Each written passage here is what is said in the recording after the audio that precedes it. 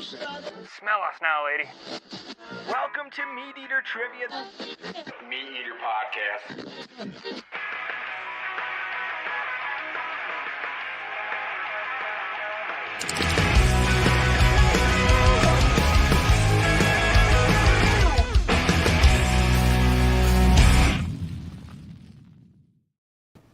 Welcome to MeatEater Radio Live. It's 11 a.m. Mountain Time on October 17th, and we're live from MeatEater HQ in Bozeman, Montana. I'm your host, Spencer Newharth, joined today by Ryan Callahan and Seth Morris. On today's show, we're talking to Dr. Solomon David about the evolution of gar. Then we've got a migration report from Matt McCormick, followed by 1 minute fishing at the office pond with Hillary. Then we'll find out how much Cal and Seth know about their fellow hunters and anglers with a game of meat pole, followed by a Etiquette about public land duck hunting. And finally, we'll talk to Danielle Pruitt about the correct way to brown ground meat. But first, I need an update from you boys about Louisiana. You just stepped off the plane, got home, back to Montana from the MeatEater experience at Cypress Cove. Yeah, all my fishing was inshore. Cal got out for some offshore stuff, which I'm very jealous of. You should be. Yeah, it looked amazing. But no, the fishing inshore was fantastic. Mm-hmm. Yeah. So the one offshore day, all the boats that went out had, varying degrees of success, like all success across the board. Like one of the boats that caught smaller tuna also bumped into like a super bonus school of mahi-mahi. Mm-hmm. The fish so nice, they named it twice, Spencer. Mm-hmm. Former trivia question, also known as a dolphin fish. Strong. And then we got one mark right out of the gate on the sonar, one little arch. Okay. And, to me, that's not a school of tuna. Mm-hmm. Like, okay, that's like a billfish or something hanging down there. And we threw out two baits and ended up with two, probably live weight, 170-pound yellowfin tuna.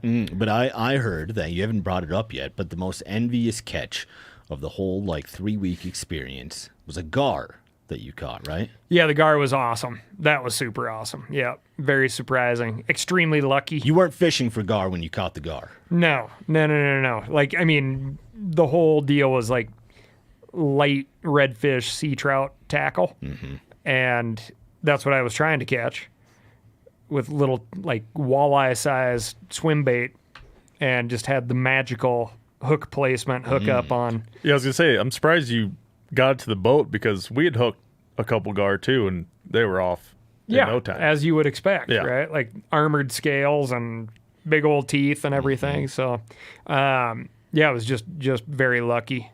Not just any gar, an alligator gar, and you can see a photo of Cal holding that gar, I believe on Steve's Instagram. Is that the first alligator gar you've ever caught?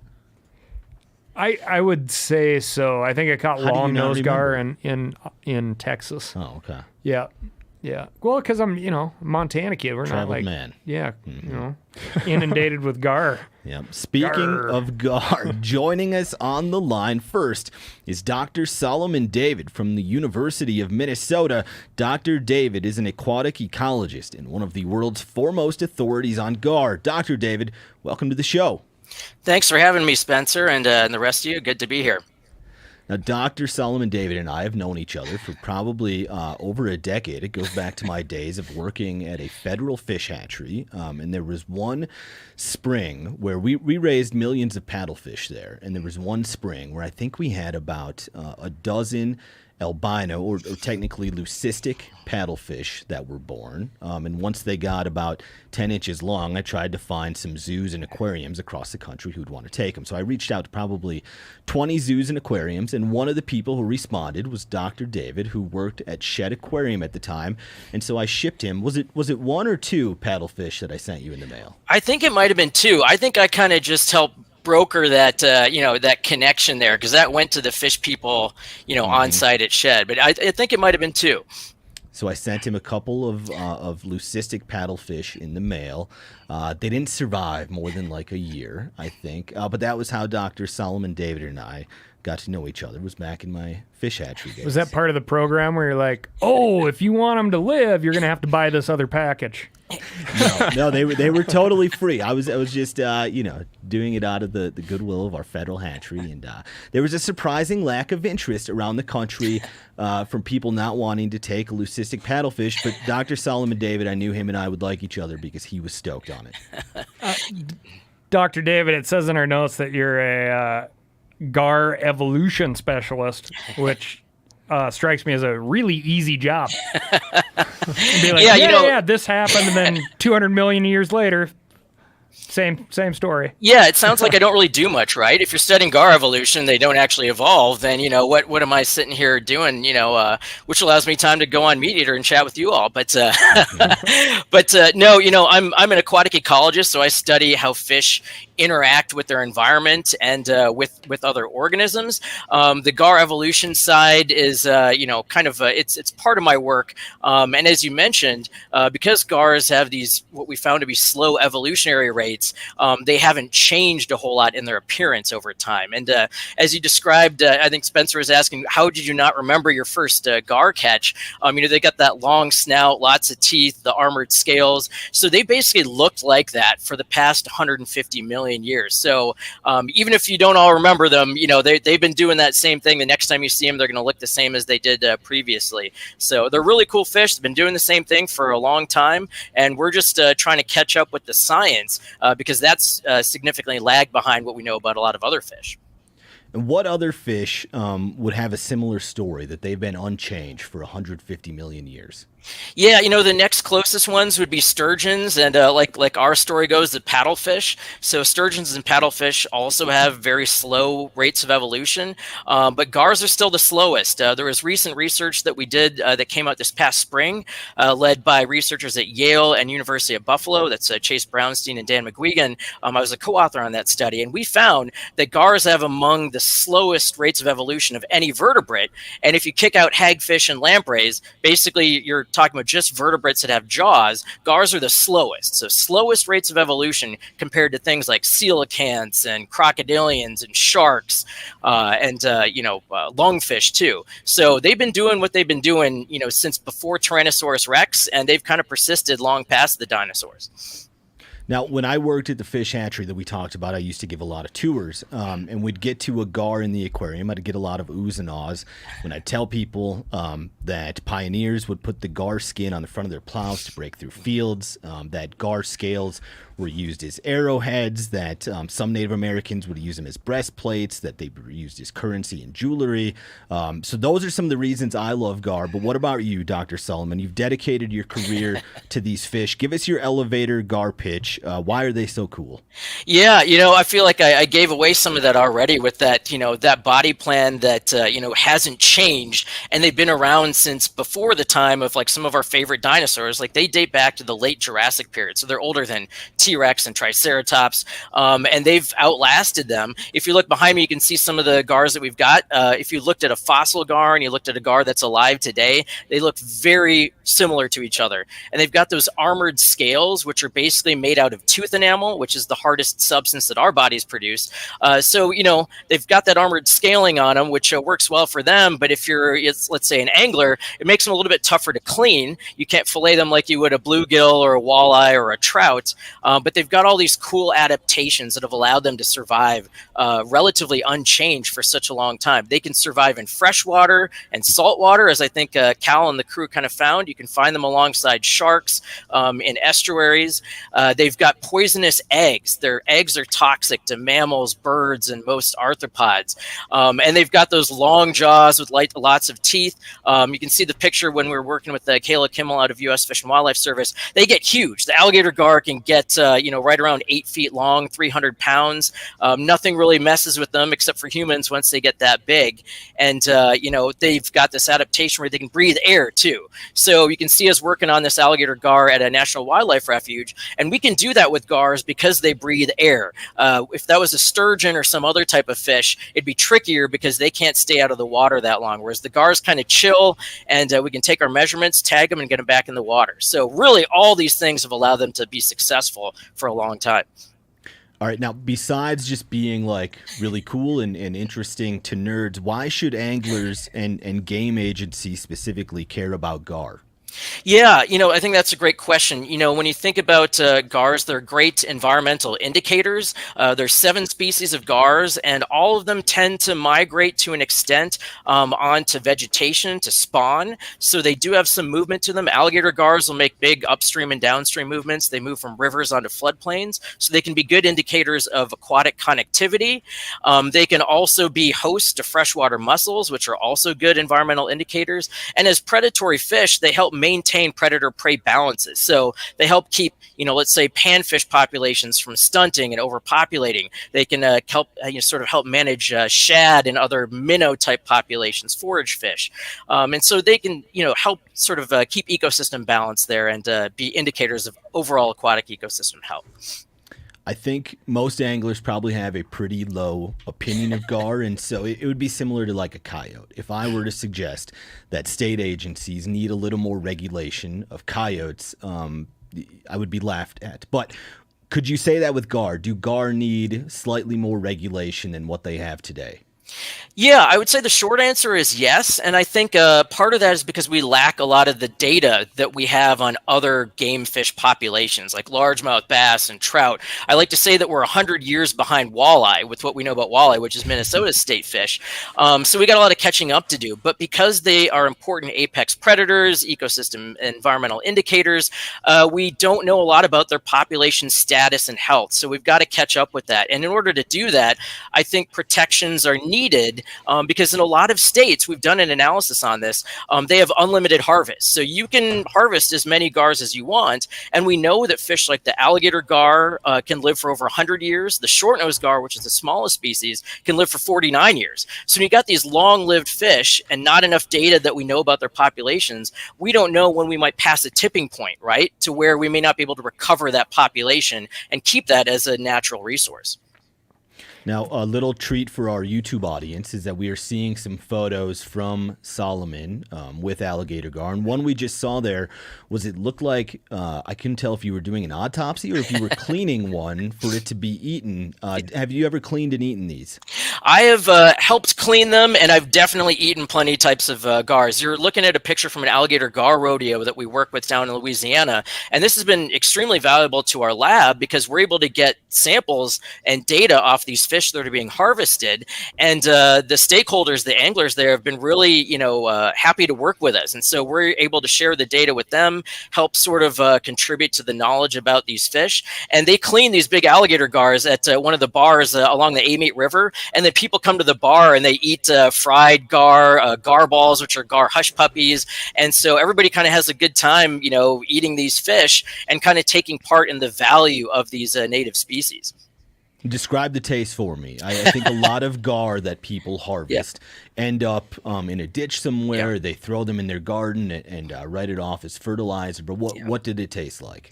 Yeah, the tricky part is we need tin snips to get through that tough armored hide. And so once you get through those tin snips, you got some, two nice, back straps of meat there. And, I would say it tastes somewhere in between fish and chicken. So it's not as, sort of doesn't come apart as easily as salmon does. Maybe not as tough as chicken might be, but you can eat it a bunch of different ways. I've had gar smoked. I've had it in empanadas. I've had it fried. A lot of different ways to eat gar, and I'd encourage people to try it if they do harvest a gar.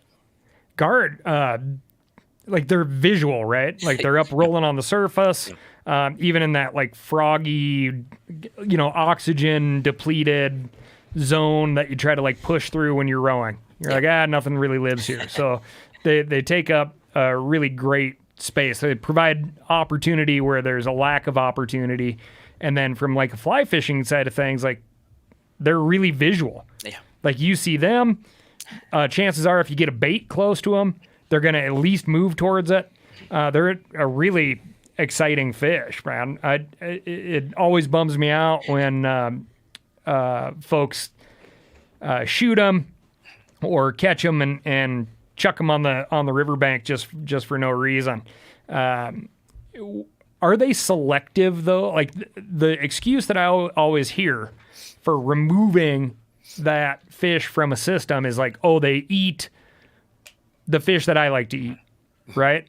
Are they just like anything else? They have a preferred prey species, or are they kind of generalists? Yeah, that's a great question, Cal. They tend to be generalists. They're predatory fish and they're opportunistic. So, studies have been done on this on what gar are eating. In fact, that's the most research that's been done on gars is what are they eating because people were concerned about their game fish populations. And what they found is that gars are eating whatever is most abundant in a particular area. So sometimes it's going to be forage fish like minnows and shad. Sometimes it might be centrarchids like, sunfish. But in preying on those fish, they help maintain balance in those populations. And gars are pretty gape limited, so they can only swallow their food whole. And so even a 4-foot long longnose gar isn't going to be able to take down, a decent sized bass or bluegill. So they're really eating the smaller fish, and that tends to be the shad and the minnows. And I think you bring up a good point about how you can fish for them. They are so adaptable that they can be in rivers and streams and in these backwaters and in water that's like chocolate milk. So you can fly fish for them. You can, troll for them. I've fished for Florida gar in the Everglades. I've fished for them in Texas with drones. And so they're an exciting fish. And like you said, you can fish for them in places where maybe other fish aren't found as readily. So down south, you got bowfin and gars everywhere. You may not have, you definitely don't have trout. And so they kind of fill that niche there. Solomon, I've heard you refer to gar as a gateway fish. What does that exactly mean?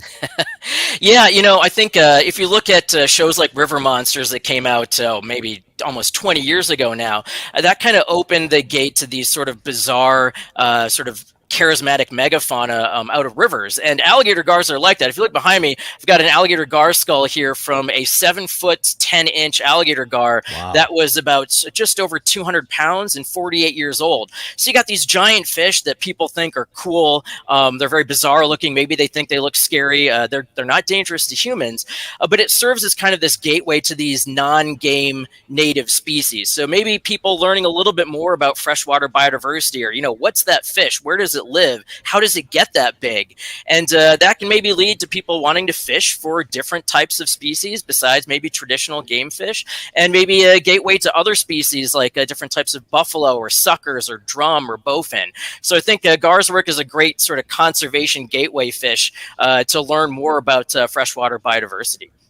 Yeah, I love the idea of that because many fish that resemble a carp just end up being a carp to a lot of anglers. When there's smallmouth buffalo and bigmouth buffalo, and there's shorthead red horse and blue suckers and white suckers, and everyone could benefit from learning a little bit more about those fish and the gateway fish. It's a great way to explain that. Now, the third annual Gar Week is coming up this fall. Tell us about what that is and your role in the whole thing. Yeah, so Gar Week is coming. It's typically in early November, but we're going to be pushing it back. So it'll either be late November or early December, but Gar Week 2024 will happen. It's kind of a celebration of gar and native species, especially gar.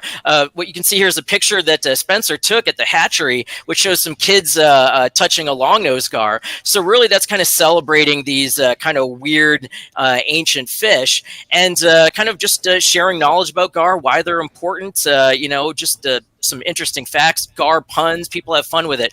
We worked with Oklahoma Department of Wildlife Conservation for the past couple of years, and they do a great job with their social media about conservation and hunting and fishing. And so we'll be partnering with a lot of different agencies this year. We look forward to MeatEater maybe getting involved and just, what I like to say, spreading the word of gar and celebrating these ancient fish. One of the pictures you're seeing here is I was recently out in Maine talking to over 300 elementary school kids about gar, and and showing pictures of, their long jaws, lots of teeth, them swimming with sharks, how slimy they are. And I really think an important part of conservation and stewardship is reaching that next generation, because if we can get them involved and interested in stewardship of our natural resources, that will allow these hunting and fishing traditions to continue successfully. You have my word, Solomon. We are going to help spread the gospel of Gar this fall. We'll participate in Gar Week. It's my third favorite holiday each fall after Christmas and Thanksgiving. So Sounds good. We're going to join you this week. Solomon, thank you for joining us. Fascinating stuff. You'll be back on the show again soon. Thanks so much for having me, guys. Thanks a bunch. That was Thanks, awesome. Solomon. All right, moving on. Each week through the end of the year, we'll be getting either a rut report from Mark Kenyon or a migration report from Matt McCormick. This week, we have a migration report. Take it away, Matt. Would you like to hear the drop first, Spencer? Oh, yeah. Take it away, Phil, and then maybe Matt, we can play his video. When you can't find food and the temps are so low, then you suffer. All right. Duck migration is the way. God, Phil just tries to keep a stone, just his poker face going during that. What a treat. I recently suggested to Phil we needed a new drop for something. I was like, here, I think this is an easy solution for this one, so you don't have to be in the studio singing. And he's like, no, I would like to do that. That's more fun to me. So Don't suggest to Phil how he should do his drops. Listen, I was trying to make it easier on him. Many people have fallen into that trap. Well done, Phil. Another great drop. Now let's hear this migration report from Matt. I'm Matt McCormick with Flying V, and welcome to MeatEater's Migration Report for October 17th, 2024. I'm coming to you live from the Kaiser Ranch here in Montana's Pacific Flyway, and with a full moon overhead and the first cold front of the season, we're all feeling that migration fever. So let's jump into the latest waterfowl action, weather updates, and what's ahead in the coming weeks. Starting here in the Pacific Flyway, that first cold front, it's arrived. It's right here on the horizon. We picked up a few birds, maybe you can see them behind us on the front end, and we're expecting more to follow. Although conditions are still dry east of the Cascades, this front should help everybody out. Duck production is strong, and here at Flying V, we are expecting a banner year this year. Over in the Central Flyway, things are kind of shaping up over there. This front will drive some birds down from Saskatchewan into the Dakotas, and we're all about to see some really big migration days coming through the Central Flyway. Where they'll end up, I mean, who knows? But I think all hunters throughout the Flyway should keep their eyes on the north winds. Things are looking pretty prime over the next few weeks. In the Mississippi Flyway, brace your guys' selves for impact because you have new birds coming in. All your calendar birds are on the move. We have reports from Manitoba and Ontario that birds are moving south, and it's shaping up to be a killer few weeks for anyone in the North Country of the Mississippi Flyway. Central, southern regions, you guys will start seeing some fresh birds here soon, so you got a little bit of time. If you don't have your water dialed or your gear dialed yet, now's the time. Finally, in the Atlantic Flyway, duck numbers are building. It's slow, but that kind of is always the case. Recent rains, cooler temperatures, those will be a big help for all you eastern shoremen, but things should start picking up here as the birds head south over the next few weeks. That wraps up this week's migration report. Whether you're in the Pacific Flyway chasing cacklers or you're planning a road trip to North Dakota, these cold fronts and north winds are setting the stage for some epic hunts across the country. Stay tuned for more updates, and good luck out there. Back to you, Spencer. Matt is feeling optimistic. Cal, does that That was a get you great excited? migration report. Does that get you excited? Yeah, was we good. got to get that guy a green screen behind him. Yeah, you don't like looking at the beautiful mountains of Montana and the prairies of I think that's Gallatin great, Valley. but let's get serious. Let's get him like the little arrows and Oh, stuff yeah. where he can point and be like, now this high pressure system. Yeah, get him a live Doppler radar. Yeah. Yeah, we can really test Phil then. Phil, how do you feel about all that? I'm willing to try anything, Okay. at least once. Now our next segment is 1 minute fishing. Do I feel lucky? Well, do you, punk? Go ahead. Make my cast. 1 Minute Fishing is where we go live to someone who's fishing and they have 1 minute to catch a fish. And if they're successful, we'll make a $500 donation to a conservation group. This week, our angler is the Senior Director of Post-Production, Hillary Byrne, who's on the pond behind our office, and she's fishing for a donation to Captains for Clean Water. Hillary, welcome to the show. Hi, everyone. Tell us about the rod in your hands and what lure you're throwing today. Well, I stole this from Seth's office this morning, so he can tell you about it. The spinning rods are more successful out here, so I left the fly rod in the truck, and we're going to give Seth's setup a try. Okay, Seth, you tell us about what Hillary's using there to catch one of these office pond trout. Oh, it's the, the famous MEPS, I believe, on there. Number 4, I think.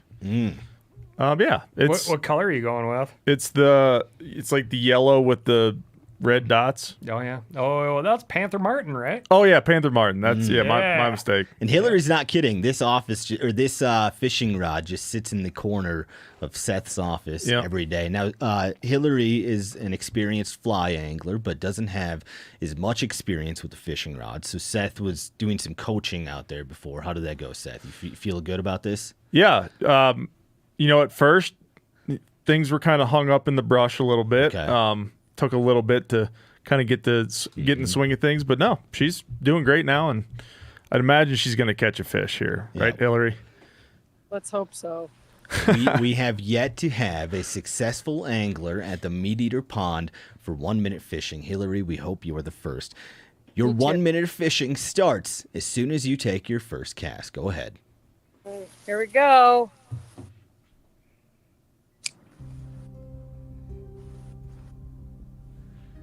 What are you seeing there, Cal? I'm more into the music choice here. Very moody. I'll tell you a little bit about that pond. There's a lot of leaf litter on the surface. A lot that showed up in the last few days. Yeah, which makes it tough to get your casts in 1 minute, because you oftentimes got to clean off some leaves. Sure. Just waiting for another cast. Hillary, you are 25 seconds in. I want a big old Bassmaster Classic hook set here. Yeah, that would be good. Good conditions today, right, Seth? Yeah, cloudy, cold. Like Matt was saying on the duck report, cold front moved in last night. Oh, we may have had a cast into the grass there. Oh, it's okay. Nobody noticed. Hillary, you have 15 seconds.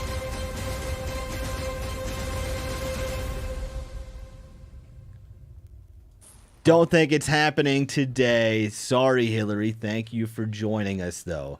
I would blame Seth for you not catching one there. I think after fishing this pond for about a year, I think when it gets hot, the fish stack in there because it's deeper water. Mm-hmm. But once things cool down a bit in the fall and in the spring, they move up in the creek. That's filling that pond up. It's a diverse body of water. You're still figuring it out. Yep. Hillary, are you going to keep fishing or are you going back to work? Yeah, I'm going to go try the spot that's apparently actually good, but we had to be here because of the Wi-Fi, so that's why I didn't catch any fish. There you go. Phil made an executive decision when we were testing out the signal. He said you guys were too far away from the building. I sabotaged it. I mean, I'm sure the viewing audience can tell. We've got a little Wi-Fi and cell phone signal dead zone right where we like to shoot all of our 1 minute fishing segments. So we should invest in an extender of some kind. Phil hates donating money make to a call to conservation. T-Mobile or Verizon. All right, Hillary. Thank you for joining us. Good luck at the better spot. Thank you. All right, let's take a break for some listener feedback. Phil, what's the chat have to say today? You know what? The chat's very active, but not asking a lot of questions. So in the next 2 minutes, asks if you have a specific question for Seth, Cal, Spencer, or hey, Corinne's in here too. You wouldn't know that. Or though. Phil. You could ask or Phil. me. Yeah, sure. But we got a couple. Mogor, I think you told me how to pronounce your name a couple weeks ago phonetically, and that actually made it more confusing, so I apologize. But he asked Cal in trivia, you mentioned that your dad could make two things. One was his own recipe of shepherd's pie, but you didn't mention what the other dish was that he could make. Can I guess? He's just curious. Yep. Well, I feel like a classic dad recipe would be like either a hamburger or chili. Maybe like a goulash, since that's like similar. I'm going to go with a chili. Spaghetti. Spaghetti. I mean, it's the same thing. That's like the same top thing. 5. Yeah. That's, Yeah. Spaghetti. Yeah. So what was he better at, shepherd's pie or spaghetti? Yeah, I mean, both good. I mean, like I said, like both of those things are like coming home recipes, right? Sure. Like instant mashed potatoes, whatever frozen vegetables you got in there, and some ground beef. I'm in still. Okay. I love shepherd's pie. Shepherd's One of my pie and favorites. spaghetti. Yeah. All right, this is a general question. Best hunt of the year so far for you folks? It's almost November. It's getting there, but I know a lot of you guys have gotten outside for some things. I'll start by saying last weekend, my wife and I both killed our biggest antelope to date. Oh, yeah, I saw that. So, Nice. Hell yeah. yeah, that was fun. In Montana. In Montana, yeah. And we actually found a couple stone points, too, which was kind of cool. Very cool. Yep. Darn right. Yeah, That's a good it hunt. was a good weekend. Where exactly were you at? Don't worry about it. over there in Montana. Oh, yeah. Nice. I ran out with Snort right before I left for Louisiana, and we had a great little bird walk. We were fitting it in between. I actually had to take 2 meetings in the field. Snort was not happy about that. Then we did a bird loop and picked up 4 Hungarian partridge. And Snort's just crushing it. At 4 years old, she's got a little bit more chill about certain things. You think she's entering her prime now? Yeah, for sure. For sure. We missed the pheasant opener, so I'm going to try to make up for lost time here this weekend. And then hauled butt back here to the office for another meeting. So it was a good one. I got to share Good some hunt. pins with you because I saw so many Sharpies and Huns this past Oh, weekend. you did? Good. Yeah. Yeah, I hear the sharp tail report is, they're down in the areas where when it's really good, you see sharp tails. So they're kind of more in the core sharp tail zones, but still doing good in those areas. Oh, yeah, But where I was, they were everywhere. Hungarian partridges are thick this year. Yeah. My favorite hunt of the year was I bought a whitetail tag in Idaho this year, a state I've never hunted. Their season for this tag I had opened on October 7th. I went over there, on October 10th. I arrived on October 7th so I could scout, and I killed a buck on October 12th. It was a mountain mature whitetail that I was real stoked about. I saw that one. That was favorite sweet. Yeah, hunt of the good looking year. buck. Did you have good scouting or no? I had the most productive scouting I had was just like seeing the country because again I never never hunted in Idaho. I didn't see a lot of deer scouting. I did a lot of door knocking, which isn't how I killed my buck, but it gave me options, which was important. And this was my first whitetail that I've killed in the Pacific time zone. So now I want to start a new group that's called the Whitetail Time Zone Slam. There you where go. Kill one in Pacific, Central, Eastern, and Mountain Time. And I've now done that. And if I want to go for the Whitetail Time Zone Super Slam, then I need to kill one in the Atlantic Time Zone, which I could only accomplish in Canada. So sometime in the future, I'm going to do that. But I'm starting a new club. If you want to join me, shoot me a message on Instagram, the Whitetail Time Zone Slam. What about, you could accomplish 2 time zones in a day in certain areas. Pretty easy. Yep. Well, I've now done Pacific, and if you wanted to have a super duper slam, you could go to Arizona, who is still a part of I think their Mountain Time Zone, but they do weird with daylight savings time where they don't do respect weird it, in Arizona. They don't respect daylight savings time. So if you want to do a super duper slam, maybe go kill a Coues deer down there. The super duper slam. Then you're covering all Something the to time shoot zone for. stuff. All right, a couple more here.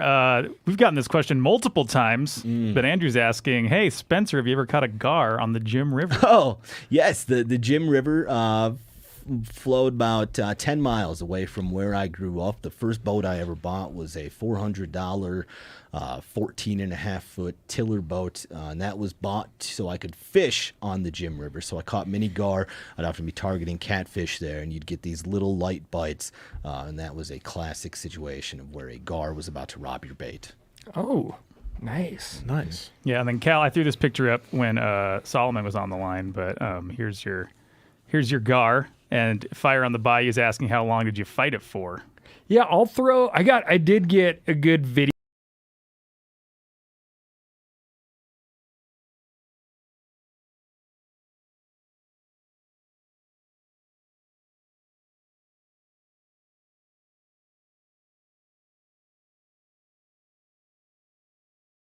It was somewhere in the neighborhood of 20 minutes, not as long as you'd think. Oh, Cal, I'm sorry. I think I messed up. I think I accidentally cut your audio off there. Do you want to just restart that question? I was trying to give the picture its own solo stage, and I removed our audio from from the show. Apologies. So yes. You want to say that again? Phil is a 911 operator over there. Yeah. Yes, he is. He's juggling on the 1,000 plates. Not as long as you'd think. I think about 20 minutes. We didn't have a net big enough for the fish, which is a common thing when I'm fishing. And we had to rope it with one of the bow lines on the boat. So, super, super, super fun. Really cool seeing that thing. I thought it was a big black drum.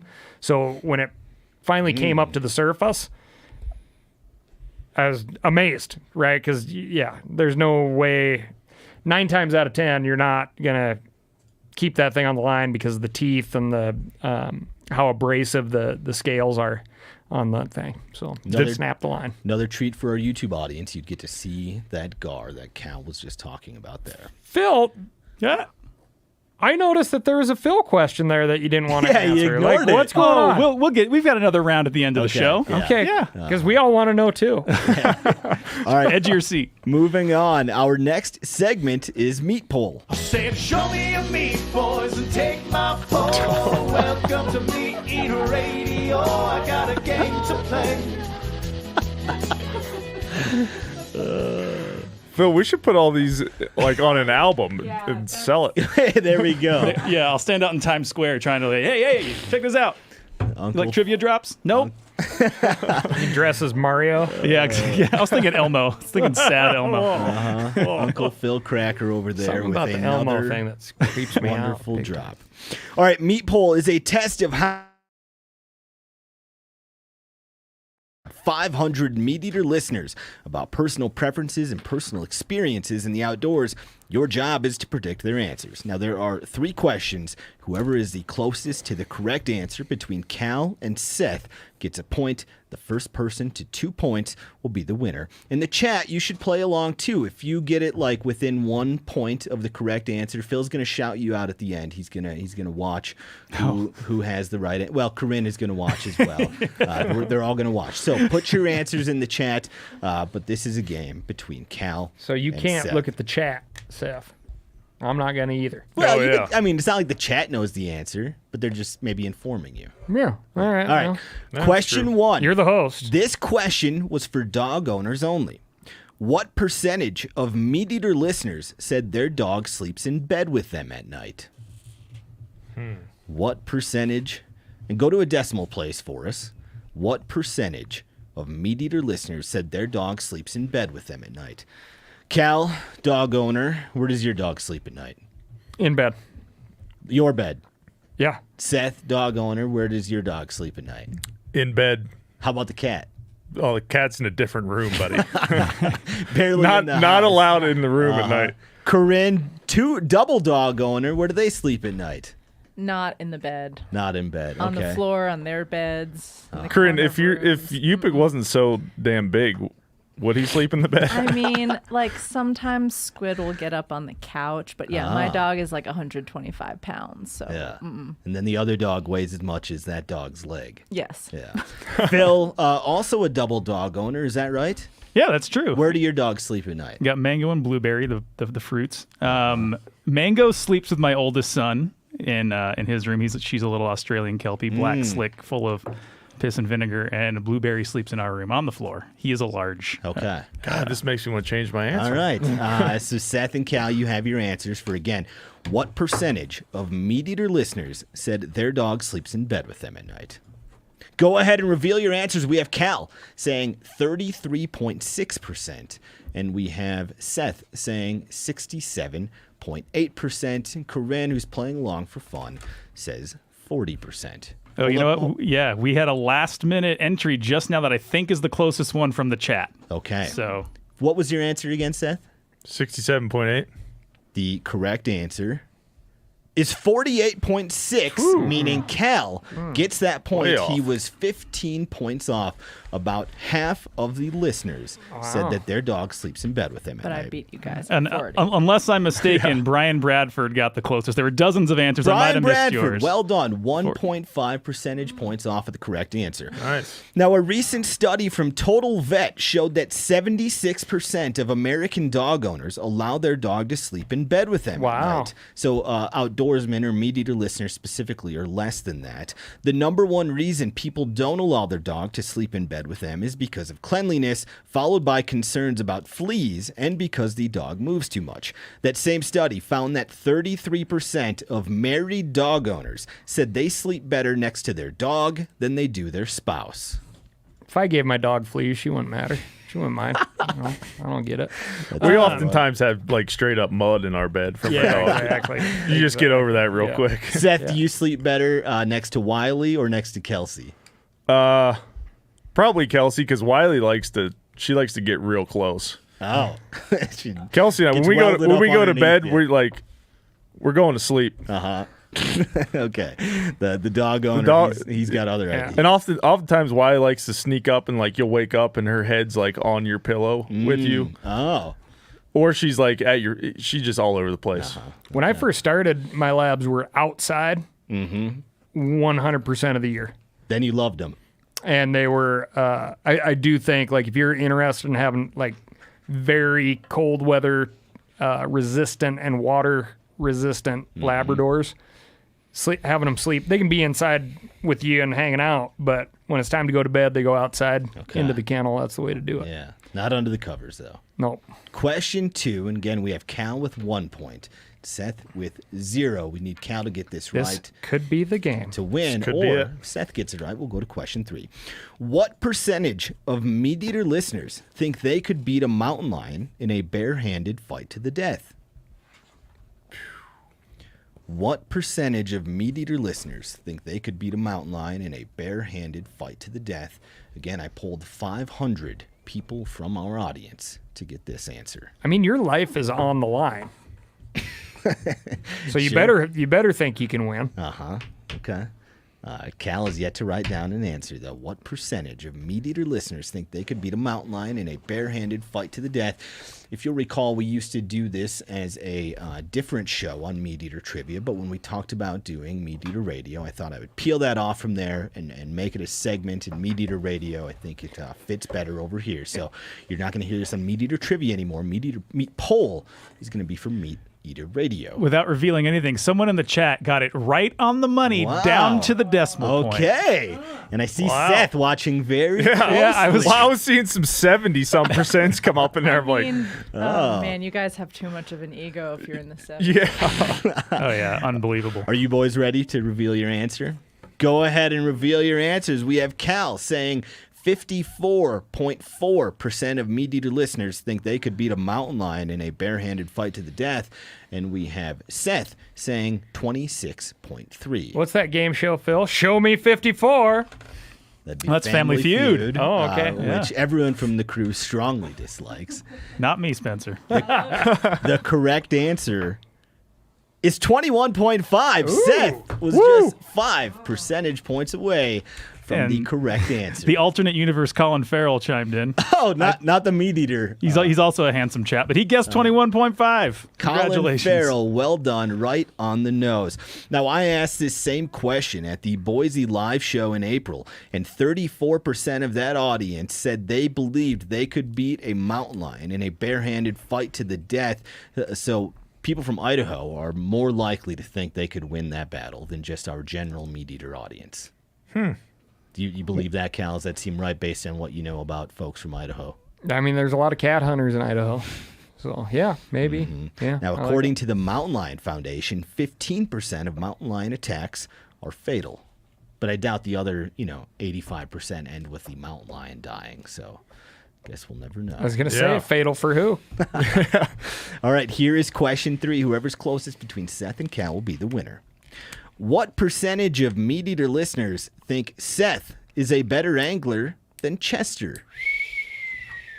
500 people from our audience answered this question. What percentage of MeatEater It's like you're trying to listeners break up a marriage. I know. think Seth is a better angler than Chester. I mean, hey, this is a company who's had turkey calling contests online, so I think it's fair game to ask this question. Seth, who do you think? I think most people think Chester's better. You think so? Well, he's just kind of talking about it more. Okay. Talking about being better than you? Yeah. Who do you think is better?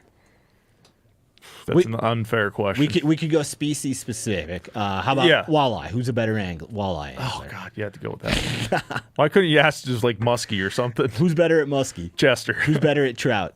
Chester. Who's better at bass? Seth. Catfish. Oh man, I don't know. Okay, we both have our strengths and weaknesses. Okay, all right. So again, the question is, what percentage of MeatEater listeners think Seth is a better angler than Chester?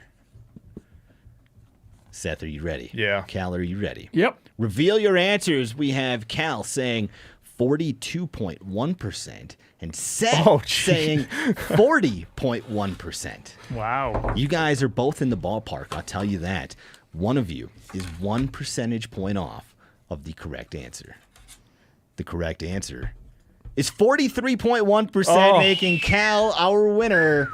That was a close one. Don Soltis says I think he was the closest. 42.2. Well done, Don. So 43% of people think Seth is a better angler than Chester. I got 100% radio live game win streak going here. Oh, you won the field trivia and now meat pool. You found a home field. Yeah. Now, as we learned from a previous episode of MeatEater Trivia, my polling of our audience found that 42% of anglers think they're a better angler than the average angler, which is kind of off because I think it's like 60% of Americans think they're smarter than the average American, but only 40% of anglers think they're a better angler than the average angler. I think I'm better than the average angler. Hell yeah.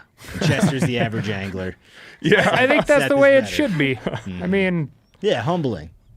well, you want to have confidence in whatever you do. Mm-hmm. Yeah. Well done, Cal, as the winner there of our first meat poll in MeatEater Radio. Well, I got a lot of people to thank, so. Now, our next segment is from Chester Floyd. This is Etiquette. Etiquette. Find out what it means to me. Etiquette.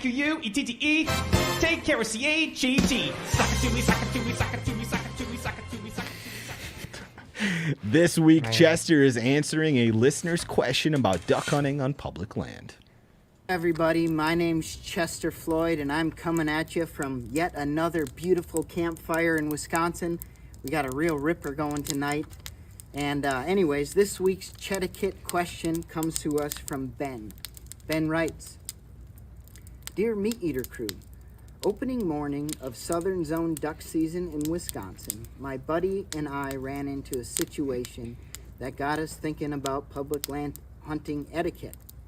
We arrived at a pond around 3 a.m., where another hunter was waiting in the parking lot for his buddies, but hadn't set up yet.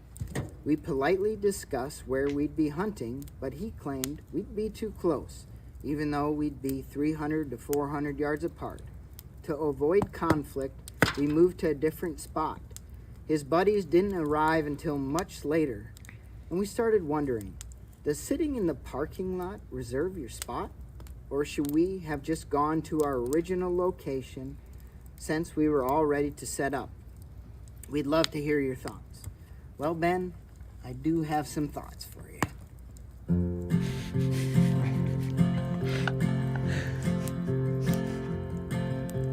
Sitting in the parking lot trying to claim a spot on opening morning, trying to shoot a duck, waiting on your buddies from the night before. They're late, hungover, and feeling sore. It ain't right. It ain't right. If you're gonna claim your spot, you can't do it from the parking lot and be nice. I love Anyways, it. Ben, Incredible. That was hope you great. like that little song. I think you did the right thing of talking to that guy in the parking lot, and I think you did the right thing on moving to another spot. However, the fella, I think you might have called it in the email, the parking lot cowboy or something like that, just waiting there for his buddies, not set up. I don't think that's the right way to do it, to hold your spot. I think you need to be where you're going to be hunting, and that's my opinion. You need to be set up, and then you can claim your spot. A phenomenal Etiquette. That was great. Phenomenal Etiquette. Chet does the actual musicianship work around the office. I just, I'm a joker. I'm a jester. I told him it got Weird Al a lot of places, but true. I told Chet he made a mistake by started doing these like singing with his guitar because now he's got to do them all that way. He's a rock star. He has to. It's too good to do a Etiquette with anything but music. Yeah. You boys have any input on how that situation should have been handled?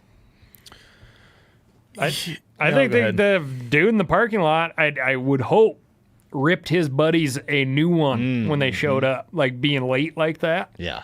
Yeah, I mean, if I'm the guy in the parking lot, I'd be like, gang, you thanks for telling me where you're going to set up. I'll adjust around you. Yep.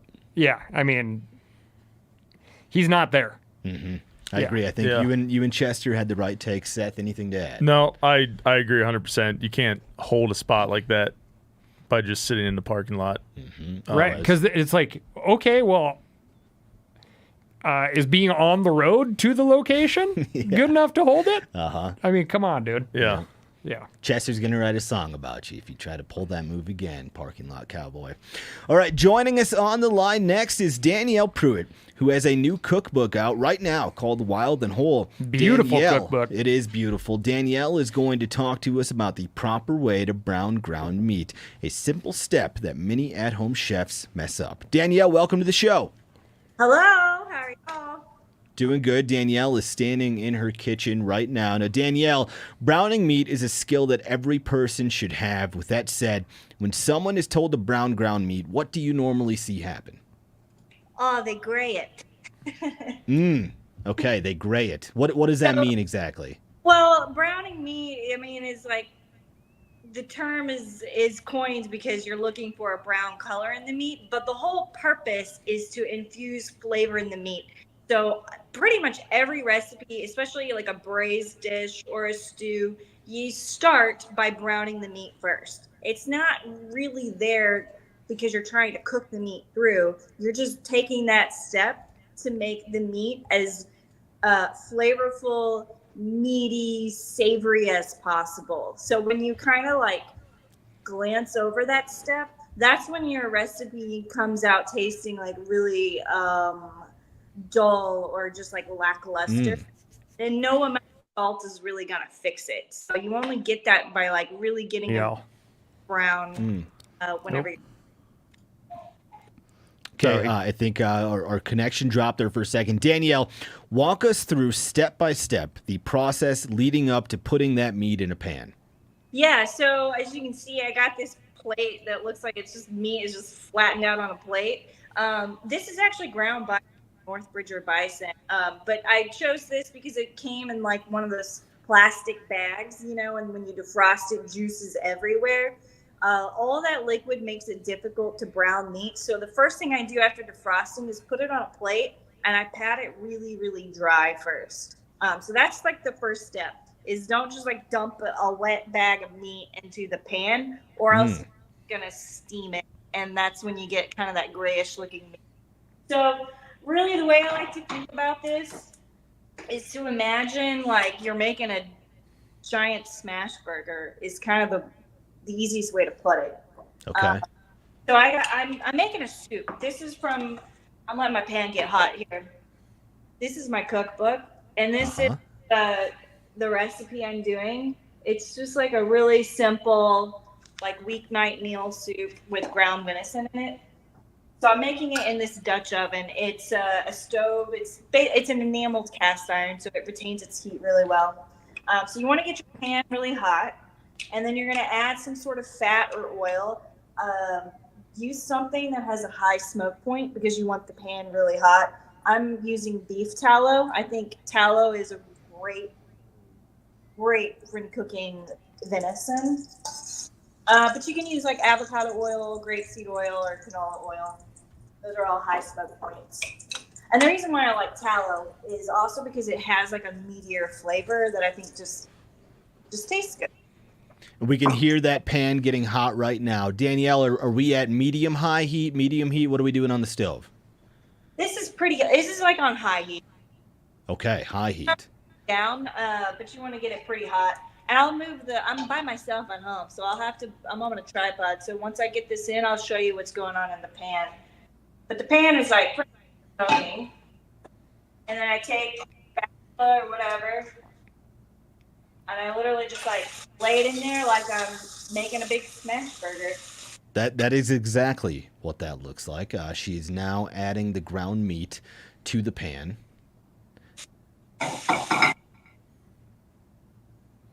All right, Danielle is showing us the inside of the skillet. Now, are you just going to be doing this in batches here? Yeah. You don't want to put it all in at once.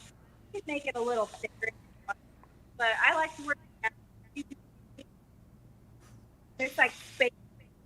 That space in the allows moisture to evaporate. So you don't all that steam in there like gray. Yeah, really quick, guys. The steam, the hissing from the pan is doing a number on Danielle's microphone, like her auto algorithm settings. So it's not her fault. It's just the microphone's having trouble processing it. But we can see what you're doing, Danielle. Yeah, to interpret for Danielle here, what she's saying is she's leaving enough room in the pan, including like a little donut hole in the middle. Mm-hmm. So the steam, even though she pre-patted dry her meat, that steam is going to come out, and you're not going to steam the meat. You're going to get that nice kind of brown crust evenly, and she's working in batches, not putting everything in there at once, or else you're just going to inevitably build up moisture in there, and you're not going to get a good browning on your meat. All right, Danielle is working on this first batch in the pan. Danielle, at what point do we season the meat when we're browning it? I'm walking away. Is that better? We'll find out. Yeah. So I season it after I flip with salt, pepper, and then whatever else is in the recipe. I like to season it a little bit later because salt will draw moisture out. So I let it get kind of nice crust, and I'll flip it, season it, and then season it with like everything else that goes in the recipe. So a lot of times you'll see a recipe that'll be like, brown the meat, then add A, B, C ingredient, and then add your spices like rosemary or whatever. But that just kind of gets the liquid flavorful, but not the meat. So I feel like you season the meat, you get the meat gets those flavors, and then the liquid will kind of like blend it at the end. If that makes sense. Got it. All right. Makes sense. When do we flip those patties now that we're turning into brown meat? She's about to check them out. Danielle's cookbook, again, is available right now. You can get it at themeateater.com. You could get it at Amazon. A lot of places books are sold. I have it sitting in my kitchen right now. I've already made a few recipes out of there. One thing I really love about the cookbook, and it seems unique to me, is that it is separated by the seasons, which for folks who go out and get their own food or forage it or catch it or kill it, whatever that is, that's a convenient way to think about your cooking. Danielle, give us an update there on the pan. Can you see it? We can see it. Looks brown. That looks like brown meat. It's like a hamburger. That's right. That is not grade meat like you described earlier. That is brown meat that we're seeing. Yeah, and so now is when I start to chop it up into little pieces. Okay, she's flipped a burger. Now she's chopping it. Danielle, I feel like when I'm at like some fine dining place, I get ground burger in my meal that is like bigger chunks. But my instinct at home is to like break it up into the most minced meat possible. What should I be doing? Is it like recipe dependent? Is there a right way to do it, a wrong way? I think a lot of it's kind of personal. So, and it has a lot to do with the way that it's being ground and like what's in the ground, how much fat's in the ground. So like, you know, like a sausage has a lot of fat, and then you're sort of mixing it to like sort of emulsify the fat in the cold water in there. So you're getting kind of like a solid form. With ground meat, especially like a recipe like this that's going to be all loose, I personally like to grind it really fine in a way that keeps the strands as separate as possible. And then when you go to grind it, it gets all these tiny little bitty crispy bits. That's really good. The problem with like grinding it that way is it doesn't make the best burger because it doesn't stick together as well. But it makes the best like loose ground meat, if that makes sense. Yeah, Danielle has now taught us the proper way to brown ground meat, which is a great foundation for a lot of recipes in your cookbook. Tell folks about the cookbook, what they should expect to find in there if they pick one up. The cookbook is Sorry, a little connection lag there. There we go. Oh, you're good. Sorry, Danielle. So the cookbook is, you can buy it wherever books are sold. It's organized by the seasons because I wanted people to get really excited about what's growing, what you can hunt, what you can fish outdoors, to get outside in nature and be inspired by the outdoors and be able to cook through the seasons. And so you'll find all sorts of recipes, not just for wild game, but like a lot of really vegetable-centered recipes. There's even desserts in there. Like for winter, I've got a duck fat chocolate chip cookie recipe. That sounds good. All right, Danielle, let's say that someone just picked up the cookbook and they kill a deer here in the coming month and they bring that venison home. What's the first thing that you think they should make from your cookbook? Give us your best recommendation. Well, if you were asking my husband, his birthday is the first week of October, and usually he likes to go archery elk hunting. And if he's successful, the first thing he wants for his birthday is venison tartare. He just likes to eat it raw. He gets really excited about that. But I think it depends on the kind of person you are and what you like to eat. I think there's a recipe for tenderloins with brown butter and sage that's very good. It's literally just those two things. It's super simple, but really, really savory. And those are kind of like the good, like celebratory dishes. Yeah, for the tartare recipe you were talking about, I made that at home last week, and I loved the Parmesan horseradish spread. I'm gonna use that now like once a month. That's gonna be one of my go-to condiments. Yeah, that's really good on like if you're gonna make a sandwich. So there's another recipe for like a venison sirloin tip that's like roasted, kind of like you would roast a prime rib. So it's like that rosy red, big hunk of meat. Slice that really thin and put that on a sandwich with that Parmesan horseradish sauce, and it's pretty money. All right, Danielle. Well, thank you for the lesson on browning ground meat. Congrats on the cookbook, and thanks for joining us. Thank you. Thanks, guys. Thank you for the book. Good variety. Won't get bored with it. It's awesome. Cal, have you broke into the cookbook yet? Have you experimented with any of the recipes? I just got it, and I've been out of town, but flipped through it. And there's all sorts of fun stuff in there, and there's some like non-meat things in there, which I definitely could get a shot in the arm over.